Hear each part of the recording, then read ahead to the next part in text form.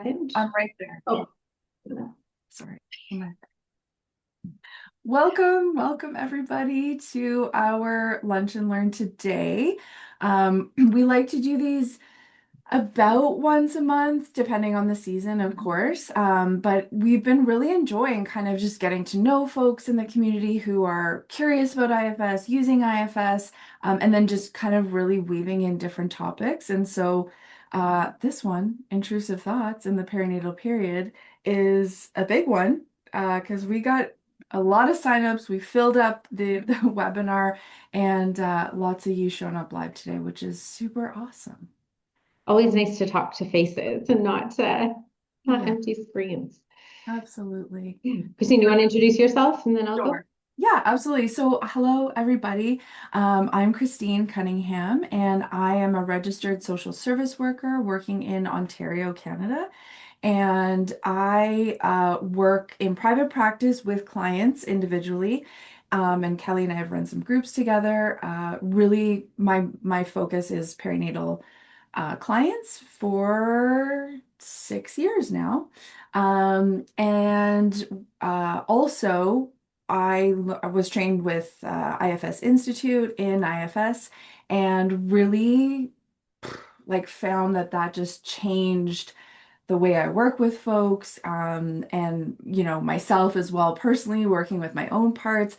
But that changed my practice a lot, and we'll talk a little bit more about that. But it's been so helpful, and both Kelly and I find it just pairs so beautifully with the perinatal population, which is why we came together to create IFS Pathways. Yeah. So I'm Kelly. I am a nurse psychotherapist, also located in Ontario, Canada. I was trained through the IFSCA, which is a Canadian training up here in Canada. Same as Christine. I mean, I came to IFS through my own therapy journey in the perinatal period. I always say I remember the first time that like my therapist called a part of me a manager, and my little manager part was just so thrilled to have been seen that way. And it really just kind of took off from there. Started working with the perinatal population as well. I have kind of a neat little mix of clients now where I kind of have half perinatal, although I think Christine too, you and I could both say perinatal kind of through now into maybe the perimenopausal kind of population, as we transform life stages, I find our clients come with us. Um, but I have this neat mix of mostly perinatal clients as well as other like fellow therapists who are looking to do their own IFS work as well. And I really enjoy working with that.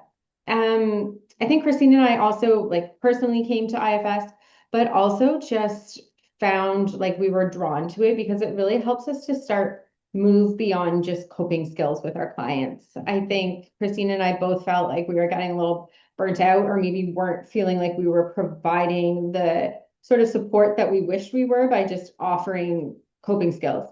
And I think that is true here with intrusive thoughts as well, where we can really move beyond just providing that coping skill, but help the client cope in the moment and lessen the nervous system activation from intrusive thoughts, but also working with the part that is giving the intrusive thought, and then all of the other parts that show up around the intrusive thought.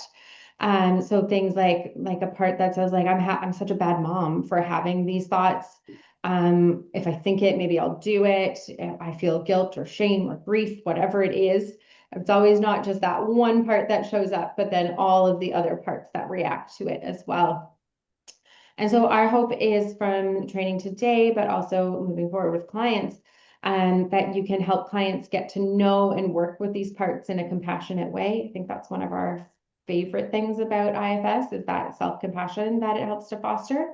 And hopefully give you a concrete way to go deeper with intrusive thoughts in the perinatal period, really like beyond those coping skills using IFS. Yeah. And I will say for our own parts as well, like that was the also part of the what was truly transformative in terms of like my work with clients. It helped to support me too, of being able to acknowledge and recognize my parts that were coming in client sessions and truly embodied embody that client-centered focus that I think we're probably all taught in school, but IFS actually truly allowed me to do that by acknowledging my parts and working with my parts that would come up. Like, for example, just, when someone has intrusive thoughts, or, sometimes they're very, I'll never forget a client. She was like, please, Christine, just make it stop, make it stop. Like, please help me. That urgency. And, trying to recognize that I had a part that wanted to meet her. I'll help you. I'll help you. And so being able to truly ask that part to step back and do my own work with that part so I could fully be present and grounded with that client. So I wasn't matching her energy. So I could stay more in that middle of my window of tolerance, which again, I have found really, really transformative for the work. So we're gonna do a quick, super, super quick for anyone who has never heard of IFS or seen anything about IFS.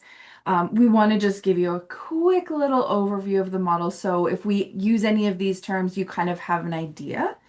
And so the IFS model says, Christine, do you yes. want to throw up the slides? Oh my gosh, am I not sharing? You are not. What do you see? All of the people. Oh my God, you see my desktop. Well, thank goodness I No, didn't. we can't see your desktop. It was just all of Oh, the people here. There we oh, go. okay. There we go. All right. This whole time I'm just like looking at the slides. All right. So the Okay. IFS model, here you go. And so the IFS model says that we all have multiple parts, and those parts can be feelings, diagnoses, traumas, roles, parts of daily living, protector parts, among others. And sometimes those protector parts will help us to use healthy coping skills, and sometimes they'll help us use unhealthy coping strategies. And then there at the middle is, our core, and that is what is called self in IFS terms. However, we go with what our clients use. Some people use core. I say the self a lot, or self energy, Kelley and I like to use. And that's really our guiding force. That's where our values live. That's where our true like goals and hopes and dreams and all the wonderful things are in there, our spirit, so to speak. And there are 8 C's and 2 H's that kind of just, I don't know, the IFS Institute loves like the acronyms and things. So there's compassion and clarity and calmness, feeling centered, grounded. There can be healing in there. We want to use that self energy for healing. Playfulness, being able to come to joy and creativity and all those wonderful things. Anything else to add to the model, Kelley? Yeah, maybe are you okay if I just kind of give an example of what this might look like Absolutely. in real life? So sometimes I like to use this as a piece of like psychoeducation for clients too when I start using parts work or parts language. Is I often talk about like, maybe before you had children and you were invited out for dinner on a Friday night by a friend. And maybe you were having a hard time making that decision of whether you wanted to go or not because there was multiple parts showing up and they all had different ideas about what you should do. So you might have had, for example, a manager part who's really trying to like control emotions or control your experience show up. That's like, you should go. Like you should definitely go. You want to see these friends. And then you might have another manager or a firefighter even who shows up that says like, oh, like I could really use a glass of wine after that like talk I had with my boss today. So we should go. You may have another manager who's like, you're really tired. You should go home and put your pajamas on and go to sleep. And then you might have another manager that maybe shows up as a bit of a critic that's like, if you don't go, those friends aren't going to like you anymore. And maybe even you have a little exile who shows up. An exile is like the part of you that holds the trauma, holds the wounds, who might like actually believe that like I'm unlovable. So that critic says I have to go so that I'll be lovable. So I like to kind of give, I don't usually use the words managers and firefighters and exiles with clients, but hopefully that gives like a little bit of an overview of like with one decision, how many parts can show up at the same time and then make that decision feel close to impossible to make. Yeah, awesome. So then swerving back into our intrusive thoughts for the perinatal period, just as like a brief overview, I'm sure many people already know this who are here today.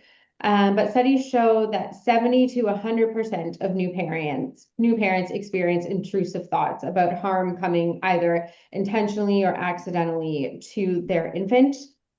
We know that intrusive thoughts do not indicate intent. I mean, us as practitioners know that, our clients often don't know that. And that the perinatal brain becomes hyper alert to danger. And intrusive thoughts are usually these like really protective alarm or these protective parts that are showing up, not desires that our baby is going to get hurt. Yeah. And we just like to reiterate that because we want to normalize intrusive thoughts. Not that, it feels normal or feels okay. Of course, they're very activating, absolutely. But we want to make sure that, maybe you don't know about intrusive thoughts. Maybe some people listening haven't really heard much about intrusive thoughts, and that's why you're here. We really want to normalize that, these are typical of the perinatal experience.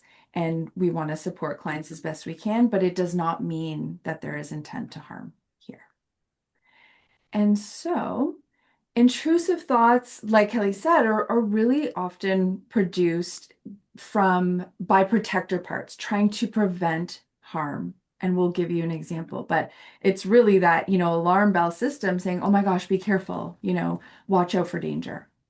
So let's give it an example. So an intrusive thought comes in, someone's holding their baby. I'll take myself because this was my intrusive thought. Approaching the stairs, holding a little newborn. Oh my God, what if I drop the baby down the stairs?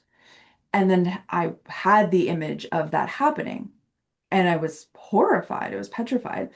And so what happens is then with an IFS kind of lens, we would say that's a protector part, whether we want to call it anxiety, whatever that is. Hypervigilance, Hypervigilance. It's this protector collection. parts, pardon? I said, or a collection of them. Yeah. Or a collection that is generating these worst case scenarios to tell you, like, be careful, your baby could get hurt. And its goal is to increase your vigilance so that you're paying attention. And so then what happens? Generally, we hold the baby tighter. I know this happened for me. I went slower down the stairs. I held the railing and just walked slowly down the stairs and got safely down. So actually in that instance, yes, it was activating to have those thoughts, but it also got me to do what needed to be done, which was go slowly down the stairs and be careful. And So if so, we were, yeah, oh, go ahead. sorry. Nope, go. So we were going to apply, so in that situation, if we were going to apply some like basic IFS language to intrusive thoughts, we would see like some common managers showing up, right? The alarmist, that's going to create like the alarmist part. That's going to create these like shocking pictures or images or thoughts to get the client's attention. Maybe the hyper responsibility manager might pop in with some like rigid rules, like, okay, I will never carry the baby down the stairs. And then we might see that in like some like perinatal OCD. Is that part playing a part in those symptoms? Sorry, I was just letting somebody in from the waiting room. We may then see like a shaming critic part that steps in after the thought that says, you are such a terrible mom. How could you have these thoughts? And I think helping our clients to sort of like tease these parts apart. I was like, I got a little tripped up there. So many words. Helps to normalize it and helps the client see what's happening. Yeah. Internally for them. Yeah. And so, oh, sorry, go ahead. No, you go ahead. Go ahead. I'm just too excited. I get excited. Okay, so the steps that we would use with a client and kind of I'll give an example as we go along. But again, so these are really the steps that you can use with a client is really notice and externalize the thought. Like I'm having this thought and oh, that's my anxious part, or that's my hypervigilant part. Whatever, usually I will use the client's language.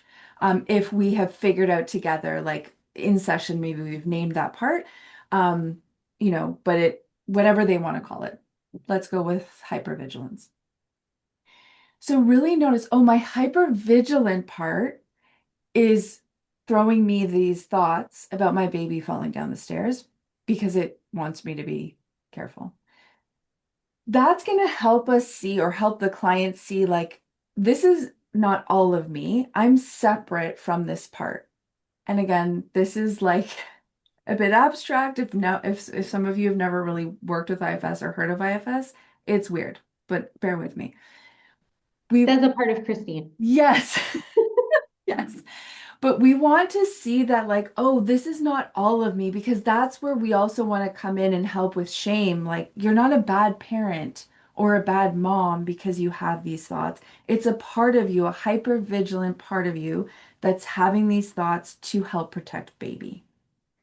So that's, we want them to notice, oh, I'm having these thoughts, and identify, and that's my hyper vigilant part. And then get curious about it. So we want to practice this in session with them so they can take this away and do this between sessions. What is the part fear? What is it worried will happen? Well, it's worried that I'm going to drop the baby down the stairs. Right. That makes sense, because that would be terrible. And we do have to be careful, sometimes, especially when they're little, like, they're tricky and they're slippery. And then when they get heavier and it's awkward to carry them. Um, and so just offering that compassion, like, yeah, that makes so much sense. Did you know that it's actually really typical? I would say 100% of people in the perinatal period, or in the world, have some type of intrusive thought, because we have like 60,000 thoughts or something a day. I don't know. That was one number I heard. There's no way we can control all those thoughts, right? I'm going on a tangent, Kelley. Bear with me. I know, I was just laughing. I was like, well, if you have ADHD, you probably have more than 60,000 thoughts in there, don't you, Christine, on an average I day? I do indeed. Yeah. Um, so we want to offer that compassion of, like, this is typical. I know it doesn't feel good, but this is really typical that this part is coming in to say, hey, you have this little one that you're in charge of, that you have to take care of. Be careful. And like that understanding. So of course that part is going to, send you these images and tell you to be careful. And then I'll always say to the client, does that make sense to you? How does that land with you? And I would say every time they're like, oh, yeah, that makes sense. And Hey, then Christine, can yeah, I pop you in first? Can I pop yes, out for a second? yes. I actually, so this is how Christine and I roll, as we think of things. As you were talking, I had a memory of a really great example of this with a client. And so I'm curious to know if you would be interested in role playing it back and forth, I would love to. around this. Yeah. Do you want me to be the therapist? Yeah. Okay. Hey, Okay. Kelley. I get awkward with role plays. Yeah. Um, what are you noticing right now? What's coming up? So I've got this baby at home and I've been having these like really like terrible thoughts every time I'm at the top of the stairs, that I'm just like, I have this vision of just like dropping the baby down the stairs. Right. And I Okay. just, yeah, Yeah, so awful. that sounds really scary. Yeah. What does that feel like for you when you have those thoughts? I mean, I can feel it right now. Like I can feel the like fast heart rate and the like, it feels like this like really big tension up my back of like just so tense. Tense, right. Okay. Do could you identify, like, what is that feeling or the thoughts that are coming with that tension in your neck and your back? And It's what just are, like I just hear these words of like, be careful, be careful, be careful. be careful. Okay. So it sounds like a part of you wants you to be careful, to be maybe really aware of baby safety. Is that right? Yeah, Okay. What would you name that part? just like the be careful part. Be careful part. Yeah, Okay. I mean, you described it, so this might sound like a silly question, but what does this part fear will happen to baby? it just feels like so much pressure that I'm gonna hurt the baby, Okay. Does it fear that you're gonna hurt the baby, or like the baby will be hurt accidentally? or just like it's gonna be my fault. It's gonna be your fault. Okay. Yeah, And so That makes a lot of sense to me, Kelley, because as doing this work, being a practitioner in the perinatal period, I know that it's actually some studies have shown 100% of parents have intrusive thoughts in the perinatal period, especially postpartum, around baby safety. Because, like you said, that part is saying you have to be careful, baby can't get hurt. Like, we have to be careful. Does that make sense to you? It makes sense to me, but it's really weird. Like the word that, like, when I hear the words be careful, like Yeah. it sounds like a little kid's voice. Ah, okay. Because what does that little kid think will happen if it's your fault? Yeah, it's just like all of a sudden I have this like really like this vision of me when I was like 4. Okay. And it was when my baby sister was born. Okay. Is it okay to stay with that vision? Yeah. Okay. Do you want to share or can you see what happened? I can just see me like holding the baby, like holding my sister Oh, and like knowing that I have to be so careful. okay. And was it your parents telling you that? Yeah, it was like I can hear my mom or like I can see my mom showing me that I need to be careful. Yeah.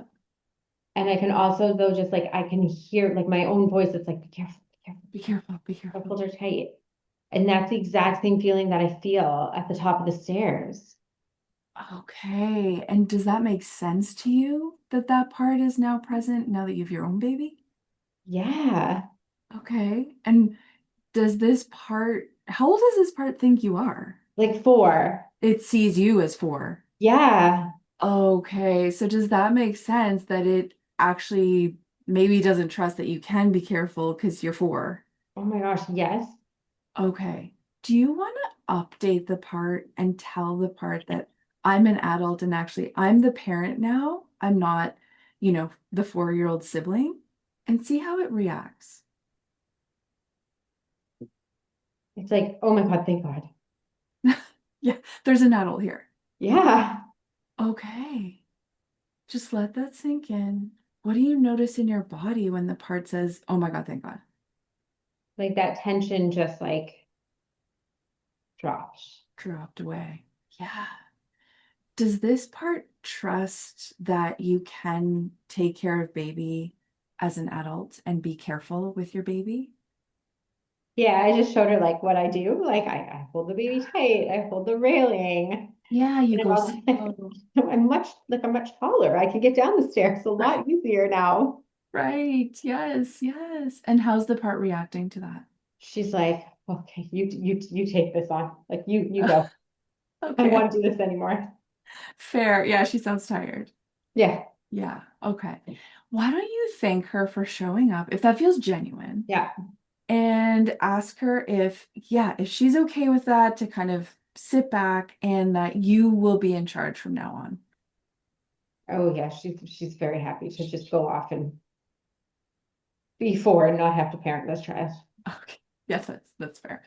Yeah. Okay. When you can, just come back. Yeah. So I'm almost like still seeing you as client. Like, how are you feeling? Yeah. Yeah, that was a great example. So that also, I want to just like tease out the two pieces of that. Yeah.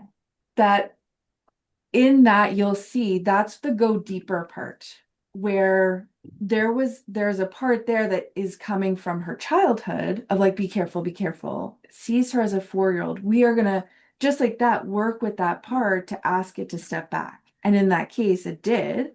And what that will look like after is actually that she won't feel that hypervigilant as much. That part saying be careful, like it'll be your fault or you'll hurt the baby. So that's where we can identify intrusive thoughts. Yes, we can give coping skills. Like, for example, I will tell people, like taking the stairs example, when you get to the bottom of the stairs, or after you've been activated from that intrusive thought, because your nervous system thinks there's danger when there wasn't really. I mean, a little bit, but you were careful. Is now you want to soothe your nervous system. So soothe, that's where you're going to bring in those coping skills. right? What can they do? What's something they already do to soothe the nervous system after having those intrusive thoughts? But then next session or subsequent sessions, you're going to explore this part, for example, that's saying, be careful, or it's, from her childhood. That's separate from, for example, postpartum anxiety or hypervigilance. So uh, hopefully that lands, but I'm trying to like separate the two of them. So we have the immediate work of we're going to identify the thoughts and go through the steps of like acknowledge the thought, get curious about it, but we're not debating it. That's one that sometimes if I have a client, if like the client has postpartum anxiety, for example, where it is like a perinatal mood and anxiety disorder, I'll contract with them with their anxious part of can we agree that this is not a moral issue? This is not meaning you're a bad mom or a parent. This is an intrusive thought coming in to tell you to keep baby safe. And if we can contract in session, it's like, okay, so when that thought comes in, when other parts come in to shame you or tell you, oh my God, you're a bad mom because you're having these thoughts. Oh my God, you want to hurt your baby. No, we already decided that's a no. And now I'm going to focus on coping. Hopefully that lands okay and makes sense. I think this is also like a really nice example of how oftentimes when working with IFS, like again, you can give all the coping skills you want, but if you don't identify that this is actually a 4-year-old trying to keep a baby like alive, the coping skills aren't going to necessarily do what we want them to do. Um, and I think it's also a really nice example of how in IFS you often start in one place and you end up, I always say, like down the street and around the corner from where you thought you were going. And like if you didn't follow the client's lead, you would have never got there. And so I think another reason why Christine and I both love like working with IFS with the perinatal population is like it's so client driven, like Christine said at the beginning, that they're going to lead you Yes. where they need to So go.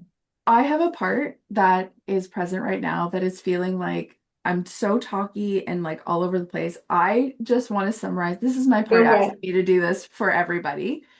Is when you let's say you have a client just come in or we're just identifying this is the first time we're identifying there's intrusive thoughts. Here's the steps. Notice the thought, like get them to practice this in session and normalize it, right? Did you know like there's studies that say like 70 to 100% of folks have intrusive thoughts in the perinatal period around baby safety. This is typical. It doesn't feel good, but this is typical because that hypervigilant part does want you to be careful and take care of baby. Yes, it can also be part of a perinatal mood or anxiety disorder if someone has post-trauma, and if they have anxiety or OCD or bipolar disorder, or even depression with postpartum depression, they can like anxiety can be present as well. So it can be a symptom of a PMAD. We're going to treat it the same. So we're going to notice when it comes in and like, what does that feel like? Okay, that's a part of you that is having this thought. You use their language and identify that part and get curious about it. What does it feel like it fears? Yes, Kelley, go. Sorry. Yeah. And like, and you're accomplishing probably two things in that too, right? You're probably both soothing the part that's giving the image, but you're probably also I'm gonna hopefully in be that right back. I'm gonna grab something. soothing the critic that's showing up as Yeah. well and normalizing the critic as well. Yes. And then offering that compassion. Like that makes so much sense to me. How do you feel about that? Or does that make sense to you that these thoughts are coming in to take care of baby? Usually they'll say yes. And then reassure that part. Okay, I'm here. Like Kelley's here. You're going to take care of baby. You're an adult. You can do this. And then what does that look like for the client when they're alone at the top of the stairs? If they notice like, oh, like I notice the tension in my neck, just notice it. Oh, there's my hypervigilant part. It wants me to be careful because I'm at the top of the stairs. Hey, hypervigilant part, I hear you. Maybe I'll take a breath. I'm going to slow down. I'm going to hold baby tighter. I'm going to hold the rail and I'm going to go slowly down the stairs. Once I get down the stairs, maybe I'll take some cleansing breaths, or I'm going to do something to soothe my nervous system. It could be hold the baby tight. We're going to co-regulate here. And I feel baby's safe, baby's with me. And then, or put the baby down, do a couple of shake it out. Just shake your arms out. Ugh, whew, getting out that tension, getting out that anxiety, and then keep going. How does that sound? How is that, landing for folks? And how do you think like you would apply that and use that with your clients? Do you feel like you could use that with your clients?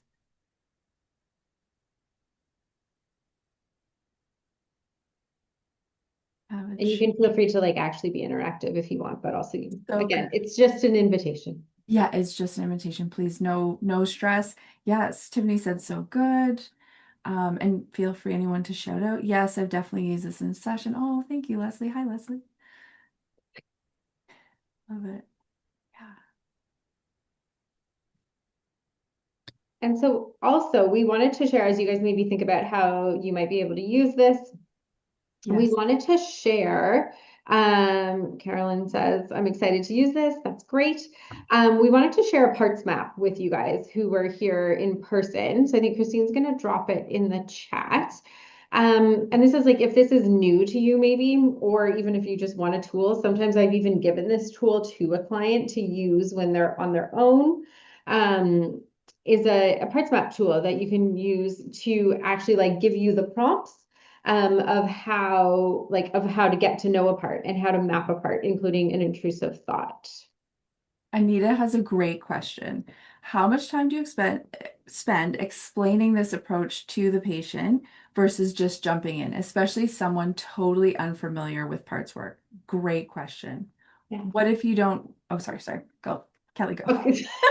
So I think especially for something, and this speaks to, I think, Adrian's question as well about like if you don't have training in IFS, can you still talk about parts in a more general sense? Absolutely. I find so one is if we were doing something like just intrusive thought work with clients, I probably wouldn't explain much. I Yeah. would probably just start speaking like saying like, oh, it sounds like there's a part of you that's really worried. Or even like, I'm wondering if we can tease apart like all of the different parts that are showing up here.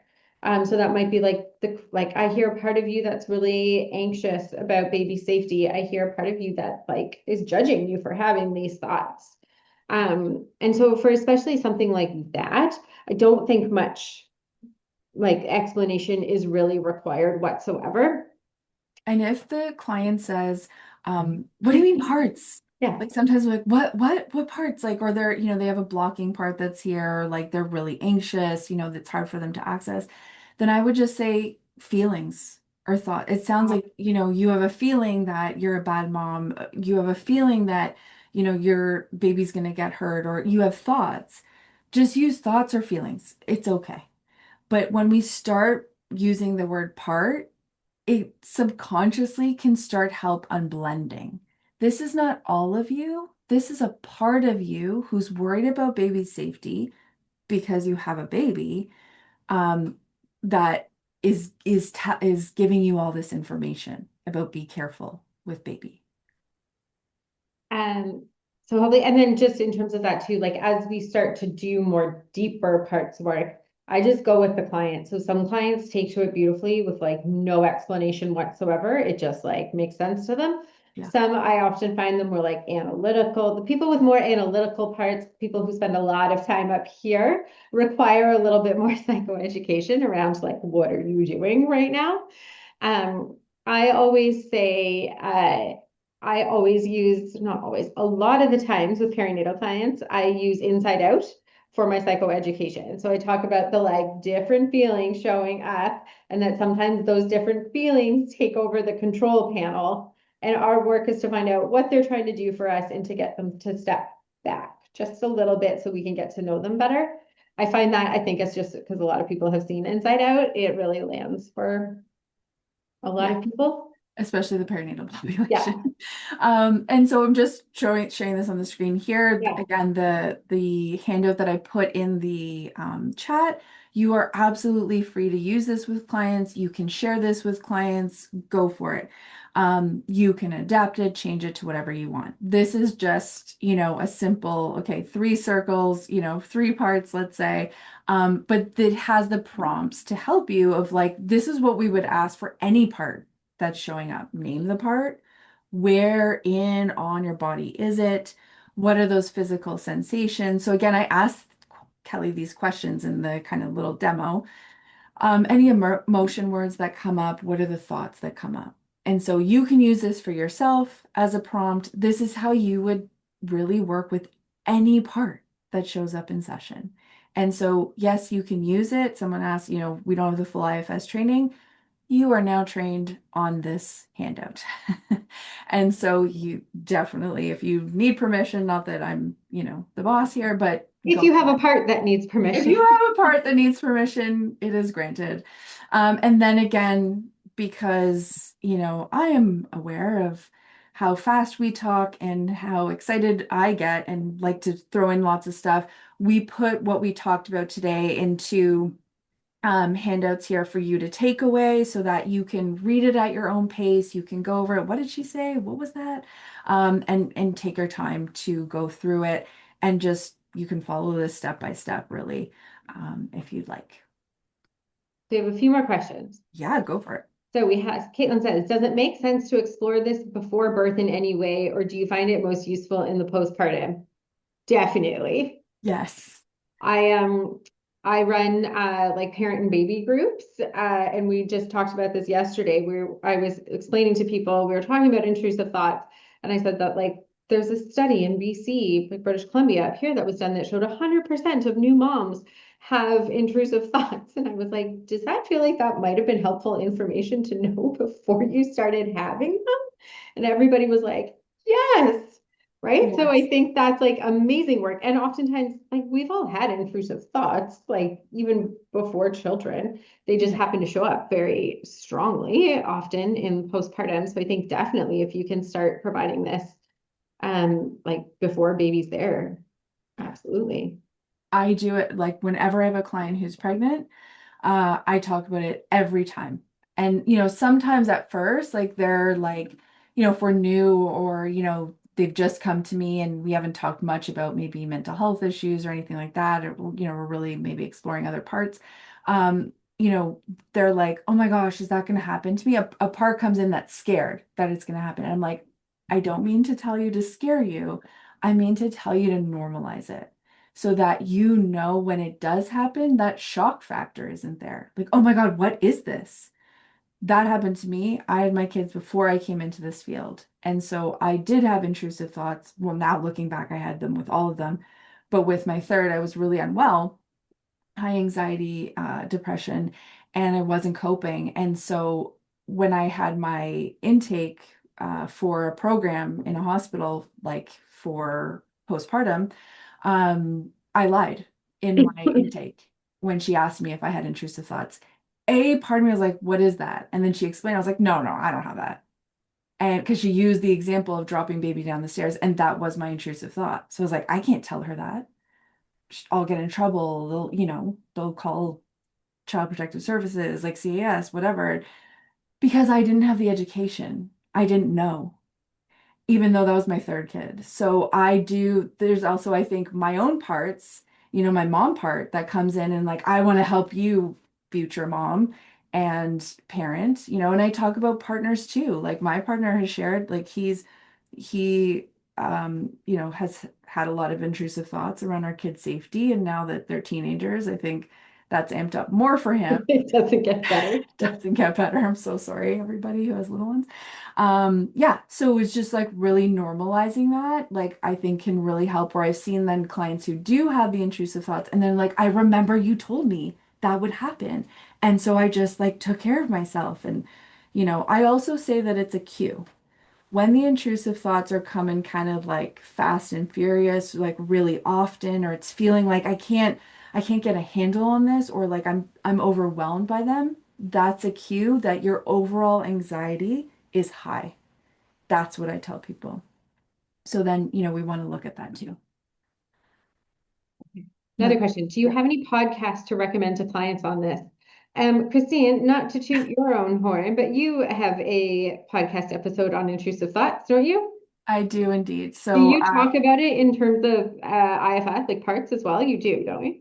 I don't remember, to be honest, because now I think I recorded it like 3 years ago. So maybe not. I don't know. But however, I will say it's one of the highest downloaded episodes. I think because, again, there's still so much stigma, but a podcast is a place where people can go and listen and get the information without having to talk to someone and disclose.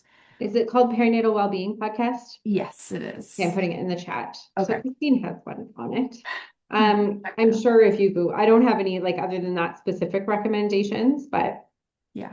Yeah. But I go through like the steps, of just helping clients like identify so yeah, I guess from an IFS perspective, that it's a part, do what you need to do, get down the stairs safely. For example, I'm using the stairs example, and then soothe your nervous system, right? Every time we want that nervous system soothing because it is activating. Even if we know cognitively, okay, it's just a thought, my baby isn't in danger, but our nervous system still interprets that intrusive thought as danger.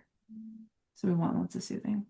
Also have a question. It says, Kelley, you mentioned you don't label the parts as manager, exile, etc. So what labels do you prefer? Is it more specific to the individual? Yes. So it totally is specific to the individual. Some clients will totally use the words manager and firefighters because it seems to work for them. Like I said, my managers, when they got called managers, I liked that. But other clients are just going to look at you like, huh? So I just use whatever feels natural to the client. Usually I let them like say it first. However, if I am providing psychoeducation for, I see the next question is around highly analytical people. I may then say like the model calls managers, the like proactive protector parts of like calls them managers, the proactive protective parts of us, and they call the reactive protector parts of us firefighters. So I might give a little bit more of the like actual verbiage there.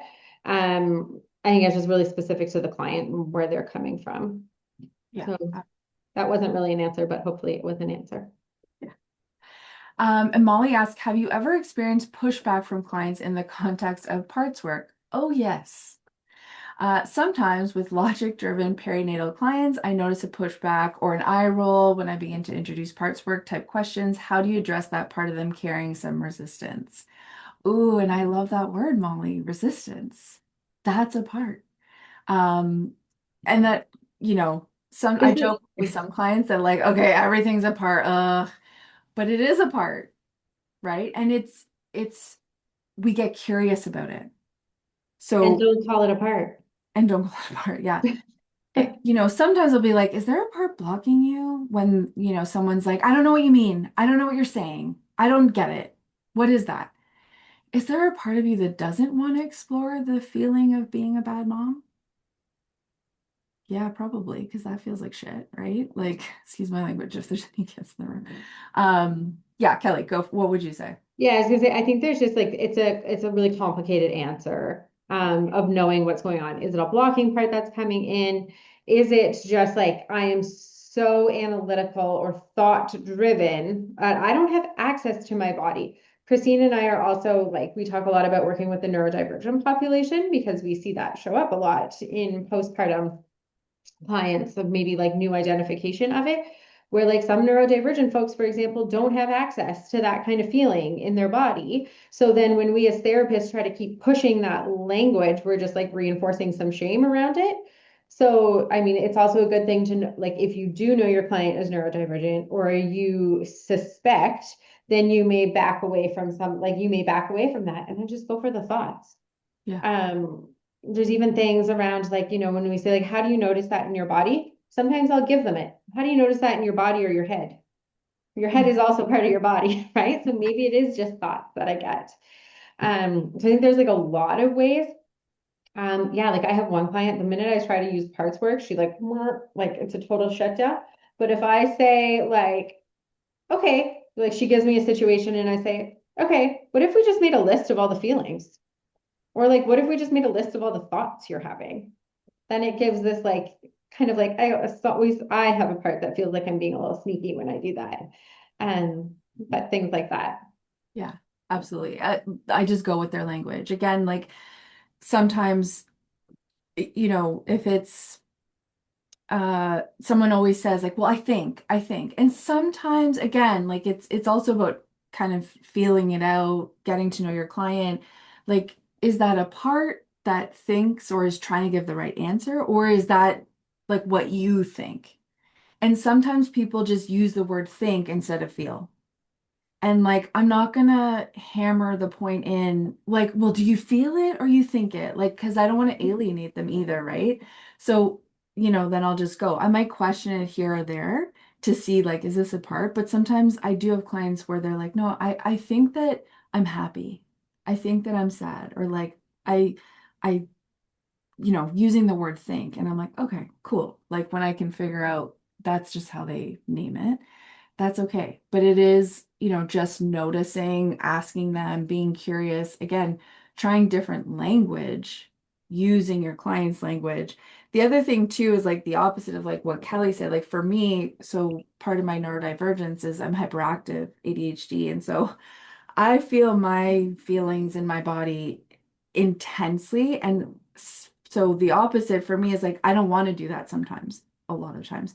So I'll push back or like I'll hold back. Like I don't want to go there. I don't want to go there because I can feel it. Like I don't want to feel the sensation. So there's that too, right? It's really noticing the person in front of you. Yeah.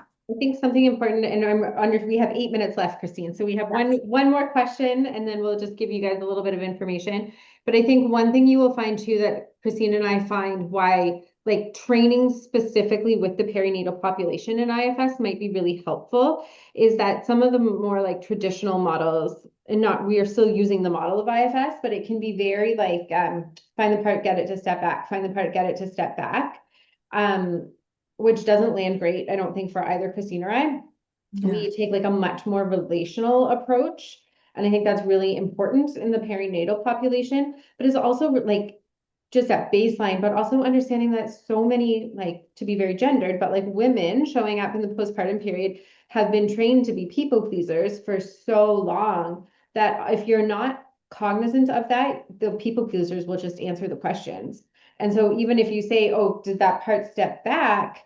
They might be like, yeah, but you actually have no idea, right? Like, and so I'm always like kind of hyper aware of people pleaser parts in this population too, of really making sure it feels and like developing that relationship both with the client and the parts so that hopefully they feel safe enough that that people pleaser can maybe soften. And that I will say is also the one that I would ask about, be curious about the most often, and especially related to intrusive thoughts. Like I said, I lied about it Mhm. on my intake. I know that to be true. So I know for sure there's going to be clients that are going to say, no, I've never had that. And I'm like, well, if are parenting or have a baby, you've probably had intrusive thoughts. And so, I'll ask about it, like, is there a part of you that wants or is nervous of how I would react or, you know, feels like I don't know you well enough to answer that question. Like I'll ask straight out to, give a bit of context there. And we could probably talk about this for 10 Yeah, for sure. minutes. Yeah. I would just say Okay. Parker said, I use Final Destination movies as an example because moms have been fearful of admitting to having thoughts of dropping the baby. I have not seen that movie. There's a lot of movies I haven't seen, but sounds interesting. The movies are so long. Yeah. Tiffany, any examples like that, bring them in, right? Yeah. Tiffany put a podcast Okay. link. Can't speak, I'm too excited. Linda said, I have a client who went through postpartum psychosis and now is left with intrusive thoughts and anxiety as the residual effects of this, particularly given what she saw and experienced when she was in psychosis. Yes. Any advice on approaches to work with this client? Just for the info, I'm new to IFS, therefore the reason I'm here today to try to find out more. I will just say it's getting to know each of these parts that is here as a result of that experience. So, for example, I'm going to guess there's a lot of fear. There's anxiety about, I'm going to guess, going back into psychosis, being unwell, maybe being rehospitalized. If they were hospitalized, I'm guessing they were. So it's just take one at a time, exploring whatever parts come up with as much compassion as possible. And also realizing within that, there's probably a lot of protector parts and exiles underneath who are holding the trauma. So the like short answer is those parts are probably stuck. Like this is the short but long answer. The short answer is there's parts that are stuck probably in that time frame. The long answer is being familiar enough with the model to probably work through the unburdening process of doing the trauma processing. Yes. IFS, which is going to be beyond the capacity of the next 5 minutes. Yes. Yeah. Yeah. I will put the slides up back really quick, just to go over. These are just our agenda highlights. Kelly, you want to go ahead? Oh yeah. So we also just want to let you know about our training that we have coming up it starts in May and it will be on Wednesdays in May. It is our Parts in Transition IFS training for perinatal providers. It's a 4-day training. It's 20 hours in total. I'm not going to go through the agenda highlights, but it is a full overview of the model. So you don't have to have any background in IFS to attend the training, but it will all be very tailored specifically to working with the perinatal population. We have, I think it's 7.5 hours of practice time as well built into that. And I think over 10 hours of demo videos for you to watch as well. So what you get out of it is like depth of supporting your perinatal clients, moving hopefully beyond those coping skills. We'll teach you the full model, like we said. We'll give you tools, and we give you a handbook and a workbook to work through as well to get to know both your clients' parts, but also your own parts, because that is like a key aspect for working with IFS is understanding your own parts that show up and get in the way sometimes as well. So Christine is going to pop in a link to the website with all the full information. For those of you guys who are here as well, we have a discount code for you if you are interested in signing up for 10% off the curriculum. We also have payment plans available if you're interested in that. You are also welcome. Does the save code apply to the non-live class as well? Well, Christine and I had not talked about that. But we do, that's a good question. We do have a self-paced course as well. Yeah.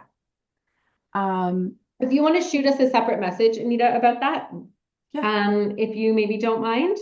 And if you guys want to set up a call at all to ask us more questions, because we know that was a really brief overview, you're welcome to email us at that email address as well. And we're happy to set up a quick chat with you.